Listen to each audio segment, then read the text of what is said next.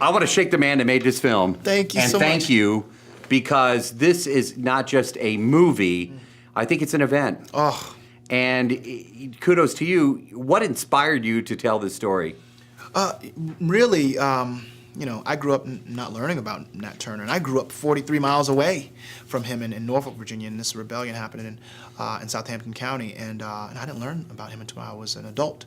And as a person of color, when you're not in the narrative of U.S. history, it affects your self-esteem and your sense of pride. You know, we can put our hand across and sing the songs, but it's not until you feel like you are a part of something that I think a strong and firm sense of patriotism is invited into your heart.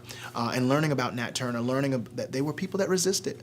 It wasn't just Honest Abe, you know, Lincoln saying enough is enough, okay, black people, you can come now. But they were people that fought and died for our liberation. And I felt like that was a story worth telling. The challenges, though, that you had, you really, I mean, you made this. You really did. You started down there at the $0 and you just made it. I know we only have a couple of minutes, but tell me about the challenges that you had. You know, well, you know, the reality is no one person does anything that's worth doing. You know, there's help. You know, everyone got to where they are with the help of someone. And I have to say, you know, there were investors that believed.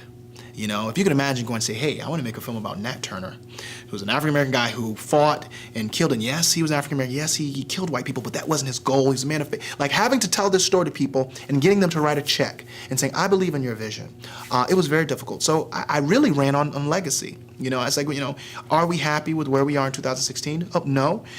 Do we wish we had more solutions? Oh, yes. Okay. Are we open to the fact that things were really tough in the past, but we're really dealing with the residue of the things? Yes. Okay. Well, please help me make a film that could inspire solutions to the problems that we have now. And people said yes, and we were able to finance the film. And then I just hired a lot of great people and got out of their way and allowed them to do great acting and throw, you know, lights and everything else, and it came together. What's the discussion here? I mean, we're in an election year, and I'm not going to get political. Sure. But it's a thought-provoking, it opens discussion. What do you hope as the director, the filmmaker, hope the discussion is about?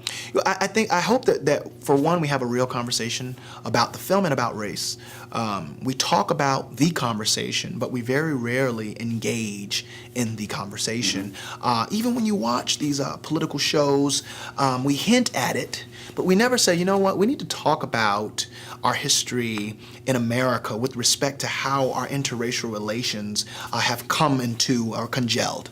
You know, why is it that we are, I mean, race is a social construct. DNA-wise, we're like 99.999. But there's such a devaluing of one over the other. When we can be honest about that conversation, I think that we'll see the type of, at least the buddings of the change that we want to see. And I think that the people that benefit from that the most will be our children and our children's children.